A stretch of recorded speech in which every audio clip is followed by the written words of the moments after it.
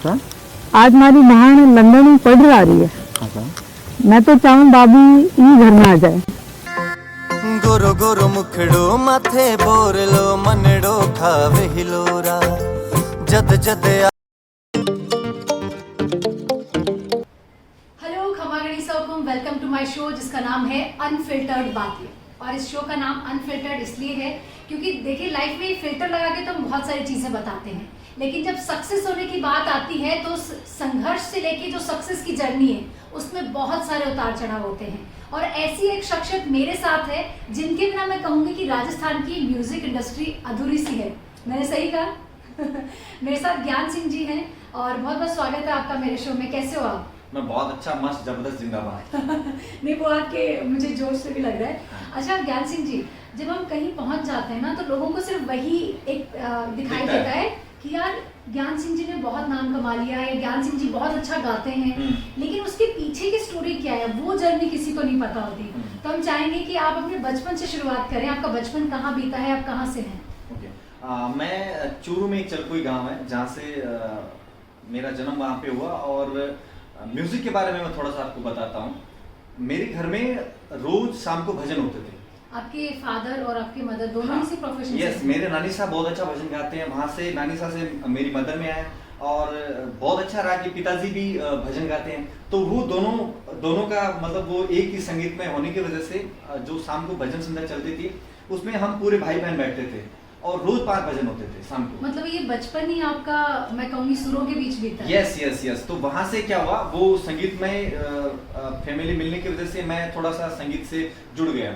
और फिर क्या रहता था, वैसे तो हम सारे भाई बहन गाते थे, लेकिन मेरा थोड़ा सा अलग इसलिए हो गया कि जब पापा कहीं बाहर जाते थे भजन गाने के लिए, हाँ, तो मैं पापा के साथ ये जागरण जो होते हैं वहाँ पे मैं 2 भजन मेरे को आते थे, मैं वो वहाँ पे गाता था, तो मुझे लोगों का प्यार मिलता था। तो ये बचपन से ही था, मतलब आपने स्कूल टाइम से ही पापा के साथ जाना शुरू कर दिया था? यस। मैं जब छोटा था तब से मैंने भजन गाने स्टार्ट तो किया। क्या ऐसा था कि बचपन से सिंगर बनना था या उससे पहले भी कोई ऐसी चीज रही? क्योंकि पता है, जैसे मैं अपना बताऊं, मेरा ऐसा था कभी मुझे वकील बनना है, कभी मुझे डॉक्टर बनना है। मतलब एक हमारा बचपन में अलग कि हमारे शौक, हमारे सपने चेंज होते हैं। तो क्या कुछ ऐसा रहा है? नहीं, ऐसा कुछ नहीं था। मुझे आगे जाके पता चला कि मुझे वास्तव में म्यूजिक इंडस्ट्री में आना है। लेकिन बचपन में स्कूल में जब मैं था तब बाल सभाएं होती थी, तो टीचर्स लोग मेरे को लास्ट में बोलते थे कि फर्स्ट अवार्ड तो ये लेके जाएगा, क्योंकि वो फाइनल था। एक हावी मैं गाता था, ऊपर हाई नोट्स मेरे अच्छे थे, तो उनको पता था कि 1 नंबर तो ये आएगा। तो पहले जो बाल सभा होती थी बाकी सब बच्चों को पहले बुला लिया जाता था और लास्ट में मेरी बारी आती थी कि हाँ भाई फर्स्ट अवार्ड इसी को देना है। तो ये तो स्कूल टाइम से ही मतलब वो फेम का चस्का तो लग गया होगा। यस अटेंशन वाला ना। यस। ओके, लेकिन जहाँ से हम आते हैं, क्योंकि मेरा गांव भी जोड़ी जो आपके गांव के पास में ही है, लेकिन हमारे गांव के जो आसपास का माहौल है, तारानगर, सिक्कर, झुंझुनू, वहाँ पढ़ाई का बहुत माहौल है। तो क्या कुछ ऐसा रहा कि यार मुझे कुछ और भी बनना है, किसी और चीज में ट्राई किया? यस। मैंने 12th बायोलॉजी से करी। उसके बाद में मैंने MBBS के लिए तैयारी की, प्रिपरेशन करा, लेकिन जनरल होने की वजह से वो उतने मेरा भी एक टाइम पे डॉक्टर बनने का सपना था। मैंने 11th में बायो ली थी। ओके, बहुत बढ़िया। तो वो सेम सा ही रहा, लेकिन किसी कारणवश मैं सिलेक्ट नहीं हो पाया। लेकिन आपने उसके लिए कोशिश की थी? हाँ, मैंने ट्राई किया, 2-3 बार अटेम्प्ट किया, लेकिन वो नहीं। कहाँ से? मैंने बर्सल क्लासेस से किया था। यस। क्या बात है, मेरे ससुराल से। ओके, बहुत बढ़िया। उसके बाद क्या मतलब सोचा कि अब क्या करना है? उसके बाद जब सिलेक्शन नहीं हुआ तो फिर सोचा कि म्यूजिक इंडस्ट्री में कुछ करते हैं, या फिर जब सारी चीज़ें नहीं बैठी, कुछ भी नहीं हुआ, तो बाद में फिर मुझे समझ में आया कि अब जॉब करना चाहिए। तो मैं जॉब के लिए, मेरे गांव का एक लड़का है जो वहाँ पे रहता था, सूरत, तो औरंगाबाद में, वहाँ पे मैं गया और वहाँ जाके मैंने जॉब किया। तो मेरे से बैठा नहीं, मतलब बहुत हार्ड काम था और मैंने काम कभी किया नहीं था। तो वहाँ पे जब मैं काम करता था तो जो महिलाएं मेरे को देखती थी वो हंसती थी कि तू क्यों कर रहा है, मतलब तेरे से नहीं बैठेगा ये, तो तू छोड़ दे। मैं कभी कभी हाफ ड्यूटी करके मैं निकल जाता था और मैंने 6 दिन जॉब किया। 6 दिन मेरे से बैठा। उसके बाद में मैंने जॉब छोड़ दिया। देन उसके बाद में मैं वहाँ से निकलना चाहता था, क्योंकि मैं बहुत बोर हो रहा था और मैं बहुत खुद से गुस्सा हो गया था कि मेरे से ये सब चीज़ें नहीं होगी। तो फिर मुझे लगा कि मुंबई चलना चाहिए वहाँ पे। लेकिन उस पॉइंट पे फैमिली का क्या रिएक्शन था जब आपने सोचा होगा कि मुझे ये नहीं करना है? नहीं, फैमिली ने इतना कुछ मुझे प्रेशर नहीं दिया था। सिबलिंग्स में कौन कौन है, कौन क्या कर रहा था? घर में बड़े भैया फौज में थे और बाकी सब तो नॉर्मल ही था। मतलब मैं एज ए किसान, फैमिली हमारी कोई ज़्यादा उतना नहीं था, लेकिन भैया फौज में थे, वो हमें सपोर्ट करते थे।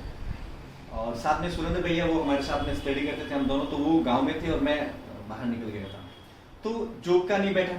फिर मैंने सोचा कि चलो मुंबई की तरफ चलते हैं। तो मैं एक बस में बैठा और मेरे पास उस टाइम जूते भी नहीं थे, तो मैंने सबसे पहले जूते खरीदे वहीं से और एक बैग खरीदा अच्छा, क्योंकि जब मैं बैग लेके गया था वो इतना अच्छा नहीं था। कहीं जा रहे हो तो मतलब आपने सोचा कि थोड़ा अच्छे से हाँ, थोड़ा सा जाता हूं। मेंटेन करके चलना चाहिए।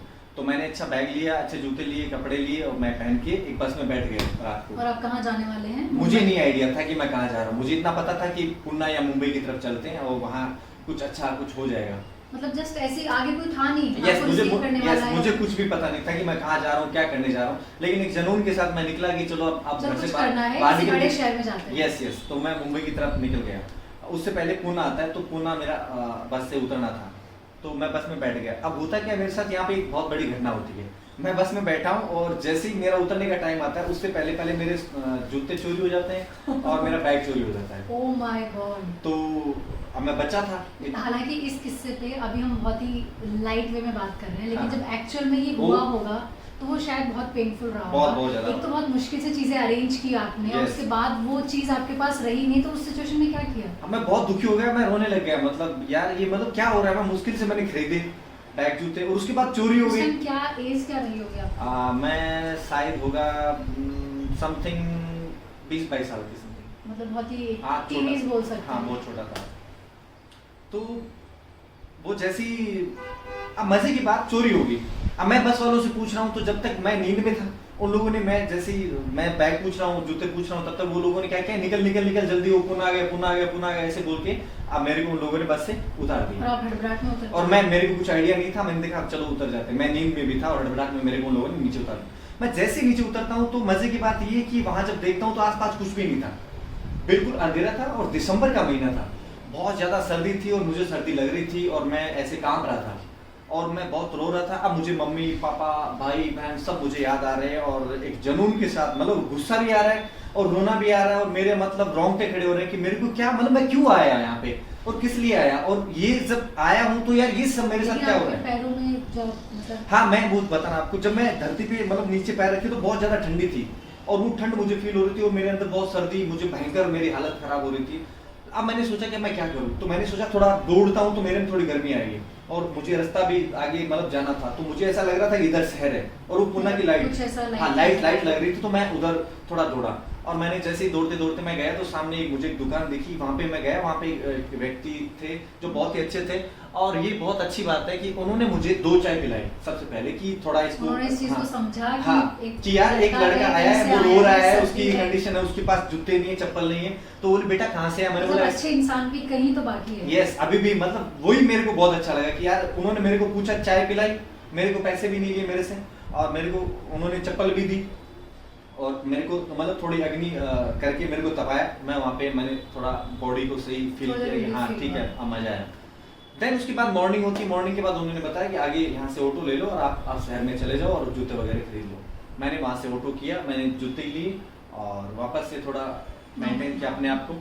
फिर मैं जैसे ही खड़ा हुआ, सामने कुछ ऐसे मतलब व्यक्ति जा रहे थे जिनके पास कोट पैंट मतलब अच्छा ड्रेसअप था, ऑडी मर्सिडीज BMW कार, वो लोग उतर रहे थे और ऐसे जा रहे थे। मैंने देखा यार यही तो जीवन चाहिए अपने को। ये लोग कहाँ, कोई सेलिब्रिटी था? नहीं सेलिब्रिटी नहीं थे वो लोग, मतलब ये एज ए MLM कंपनी जो होती है वो लोग, वो मुझे ऐसा लगा। उस टाइम मेरे को नहीं पता था वो कौन है, लेकिन मैं बताता हूँ अभी आपको, वो लोग थे। तो मैंने देखा यार इनके साथ चलते हैं, तो मैं उनके पीछे पीछे चल गया। आगे जाते देखा तो एक हॉल में एक मीटिंग हो रही थी और वहाँ पे बहुत सारी गैदरिंग थी और हू हल्ला हो रहा था और एक मोटिवेशन चल रहा था। सामने एक व्यक्ति था, उसके माला डाल रहे थे और वो एक नॉर्मल इंसान था और करोड़पति बन गया और उसके लिए तालियां बजाई जा रही थी। मैंने देखा यार ये सही, यही तो अपने को लगा चाहिए। होगा कि मैं इसी के लिए तो आया हूँ। हाँ। ये वो जो मैंने वो जिंदगी देखी तो मैं वहीं बैठ गया चेयर पे, अच्छा, उन लोगों के बीच में जाके बैठ गया और मैं वो अब सुन रहा हूँ सबसे। मैंने प्रॉपर तरीके से एक व्यक्ति की वो जर्नी सुनी। वो लोग भी बहुत गरीब थे, वो अमीर हो गए, उन्होंने ऐसे किया वैसे किया, वो सारी चीजें मैंने वहां से देखी। अब वहां पे मेरे को एक वो पूछने आते कि भैया आप कहाँ, आपको इनवाइट किसने किया? तो मैंने बोला मेरे को किसी ने इनवाइट नहीं किया, मैं तो ऐसे ही आ गया देखने। तो उसने बोला आप नाश्ता लेंगे तो 100 रुपए आपके लगेंगे। मैंने बोला ये 100 रुपए पकड़ो, अपना वहाँ गुजारा हो गया। एक हाँ। बड़े शहर में आप गए, इतना मुश्किल से परेशान होकर, और भूख तो ऑफ कोर्स लगी मेरे को लगी हुई थी, तो मैंने उनको दे दिया कि 100 रुपए लो और उन्होंने मुझे नाश्ता वहीं सबको अवेलेबल हो गया तो मेरे को भी मिल गया। देन उसके बाद में सारे लोग जो थे वो पूरा हॉल जो खाली हो गया। सामने एक व्यक्ति अभी भी खड़ा जिनका नाम नाजिर मौला सर है। वो मेरे को देख रहे हैं और वो देख के बोला है भाई, मेरे से पूछा तुम कहाँ से हो और किस लिए यहाँ क्यों बैठे हैं। तो मैंने उनसे सिर्फ एक ही आंसर में बोला कि सर मैं राजस्थान से हूँ, मुझे बड़ा पैसा कमाना है। तो उन्होंने मुझे गले ये लगा आपकी पहली लाइन थी। हाँ, मेरी सीधी मतलब सीधा मैंने बोल दिया कि मैं राजस्थान से और मुझे बड़ा पैसा कमाना है, सीधी सी बात। उस एज में मतलब हाँ। आपको ये था कि मुझे कुछ तो करना है, Yes. और वो क्या करना है वो विजन क्लियर वो अभी क्लियर नहीं था कि पर मुझे बड़ा पैसा बनाना है, ये तो मैं क्लियर था। तो उन्होंने मुझे गले लगा लिया और बोला कि ठीक है। वहां से गले लगाया और अपनी BMW गाड़ी में मुझे बैठाया और एक 5 स्टार होटल में जाके मुझे खाना खिलाया और बोला आज से तू मेरे साथ रह ले, अपन कुछ बड़ा करते हैं।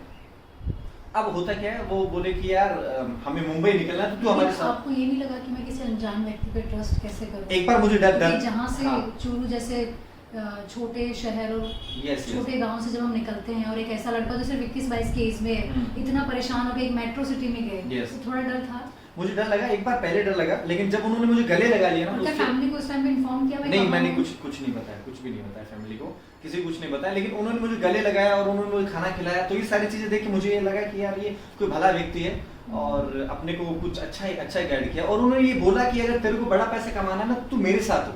तो आपने मैं- उस चीज पे ट्रस्ट किया। हाँ, तो मैंने देखा यार ये हो सकता है कहीं ना कहीं ये व्यक्ति अपनी लाइफ या अपनी जिंदगी बदल दे, तो मैं उनके साथ अटैचमेंट में आ गया और मैं हो लिया। निकल लिया। अब हम क्या, वो मुंबई, उनको मुंबई जाना था, तो मैं उनके साथ, वो मेरे को मुंबई लेके गए। वहाँ पे एक IPS अधिकारी, उनका कोई दोस्त था, तो वो 5-4 लोग हम एक गाड़ी से होके निकल लिए। वहाँ पे मेरे को वो दुनिया दिखाई जो मैंने कभी सोची नहीं थी। जो हम शायद इमेजिनरी लाइफ में देखते हाँ, हैं। हम फिल्मों में देखते हैं, लेकिन फिल्मों में भी इतना ज्यादा नहीं होता। लेकिन मैंने वो रियल में देखा तो मैं यार चौंक गया यार, रियली लाइफ तो ये है, मतलब ऐसी जिंदगी जीनी है अपने को, ऐसी दुनिया देखनी है। वो देख के थोड़ा सा मुझे जुनून आया कि अब तो ऐसा ही कुछ करना है कि अपन ये सारा जो जीवन हमने देखा है, ये सारी फैसिलिटीज या ये Yes. सारी चीजें तमाम मेरी लाइफ में हो। मेरी लाइफ में हो, मैं मेरे घर वालों को भी दिखाऊं और मैं भी देखूं और कंटिन्यूटी देखूं। मतलब ऐसा नहीं कि एक बार अब इन्होंने दिखा दिया मैं खत्म हो गया, लेकिन जब भी अपना मन किया अपन मुंबई आ गए या कहीं बड़े शहर में गए, सब कुछ देखना चाहिए। तो वहां से एक जुनून और एक सपना वहां से क्रिएट हुआ मेरे माइंड में। देन उसके बाद में वहां से मुंबई का पूरा जो था हमने कर लिया, मॉर्निंग को वापस पूना आ गए। अब पूना में सर ने बोला कि एक 7 दिन का एक मोटिवेशनल सेमिनार है, वहाँ पे वो सारे लीडर, वहाँ पे एक लीडर आएगा और जो MLM कंपनी के जो लीडर है वहाँ पे 100 लोग वहाँ पे जाएंगे, तो आप चलोगे? तो मैंने बोला चलूंगा, लेकिन वहाँ का जो फीस था वो 25-26 हज़ार रुपये 7 दिन का था, तो मैं दे नहीं पाया। आप वो बोले यार तू नहीं दे पाएगा तो आधा दे दे, 13,000 रुपये दे दे। मैंने बोला नहीं हो पाएगा मेरे से। तो बोला ठीक है, डोंट वरी, मैं बात करूंगा, मतलब आधा मैं दे दूंगा, उनसे बात करूंगा, ऐसे ऐसे बच्चा है कोई तो वो करना चाह रहा है। तो उन्होंने डन कर दिया। हम वहाँ पे जाते हैं, 7 दिन का सेमिनार हमने लिया। अब वहाँ पे जो मजे की बात, जो मेरी जिंदगी का जो मेन जो पॉइंट था, वो वहीं से ही मैंने इतना कुछ सीखा। वहाँ पे क्या होता है, जो 100 व्यक्ति होते हैं उन सब ने बहुत कुछ सीखा। और जो सेमिनार जो मैं अटेंड कर रहा, जो मोटिवेशनल स्पीकर AS प्रशांत सर उनका नाम था, उन्होंने क्या क्या खुद को बताया कि मैं एक झोपड़पट्टी से उठ के यहाँ तक पहुंचा।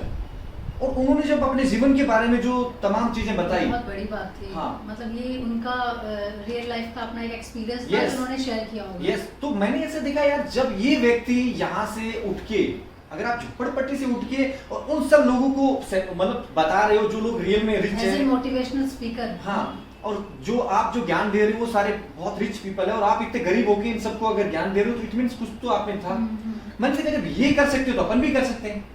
अपन वो तो एक ऐसा हाँ, आपने एक वो- हाँ। वाइब्रेशन आया मेरे अंदर कि यार मैं भी करूंगा और करना ही है मेरे को, एक जुनून आया।